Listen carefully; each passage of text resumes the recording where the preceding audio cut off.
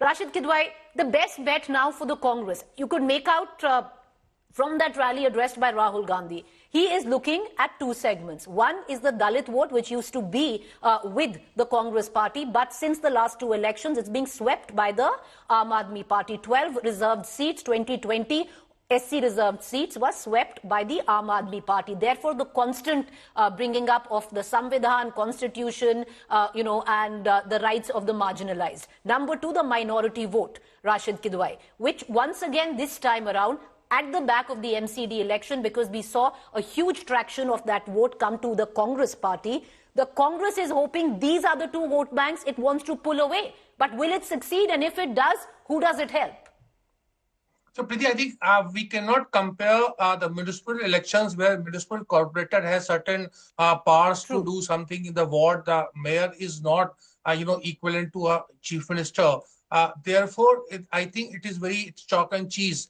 The biggest problem the Congress faces at this point of time in Delhi is that the core supporter, being Dalits or Muslims, they are also very politically, savvy. They know who they are voting for and what it would entail.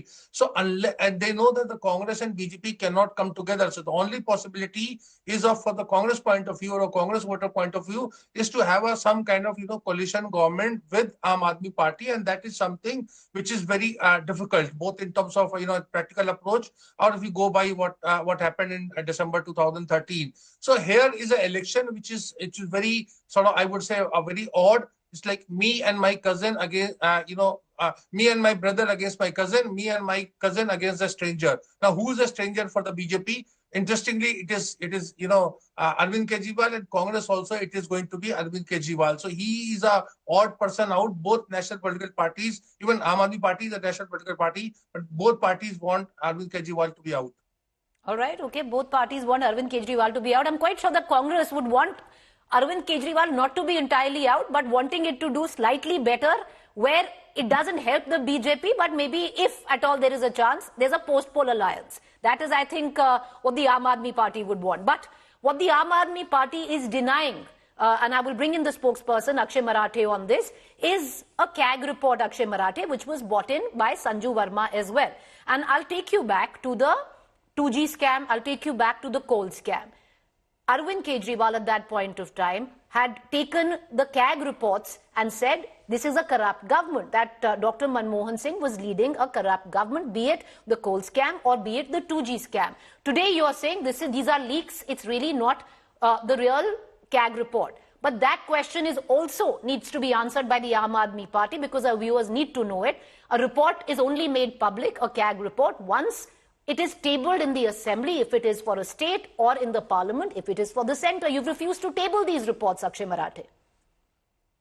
Preeti ji, I want to first start out by acknowledging that when I talked about the Congress party, the Congress spokesperson who spoke right after me actually proved my point. He spent all of his time attacking Arvind Kejriwal and said nothing, not a single word against the Bharatiya Janata Party. So I'm glad that from Rahul Gandhi ji down to the spokespersons of the Congress, they are revealing to the public that their enemy is the Aam Aadmi Party and not the Bharatiya Janata Party. So that is for everybody to see. Now coming to the allegations raised by the BJP spokesperson, I want to ask you, Preeti ji, do you know that Aam Aadmi Party in Delhi is a half state and does not have anything to do with prosecuting any corruption, does not have anything to do with investigating any corruption? So when you say that we are denying the existence of a report because it is a leak, I want to challenge the BJP. They have been going after us for the last 10 years.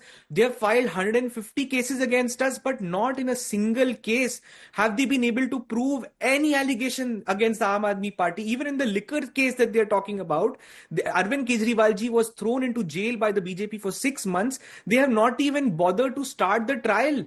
Prove any allegation you have against us. We will leave politics forever. We are not interested in battling with in this muck that the people likes to throw at everybody. Akshay, but allow me a rebuttal before I bring it. One point, Preeti ji, because every debate I come to, I very respectfully respond to your questions. But every time I don't hear the BJP or the Congress talk about what is your vision for Delhi. Okay, we'll go to that. But one final question on this. Akshay Marathe, I just want to ask you one question. Yes, you don't don't have any investigative authority. The service is also not with you where Delhi is concerned. But you have every authority to table a CAG report in the assembly, which was also brought up by the court today. So have you been withholding those CAG reports? No, absolutely not. In fact, the assembly is not in session right now. Whenever the assembly comes back into session, the reports will be tabled. Okay. But until and unless those reports are tabled and there is any kind of evidence that those reports exist, how should I take it at face value that the BJP is not Okay. leaking some random document? And now let me come to the core question, Preeti ji, because your viewers are also sitting in Delhi and they are wondering why are issues that matter to us not being discussed. What is the BJP and the Congress party's vision for the next 5 years in Delhi? Okay.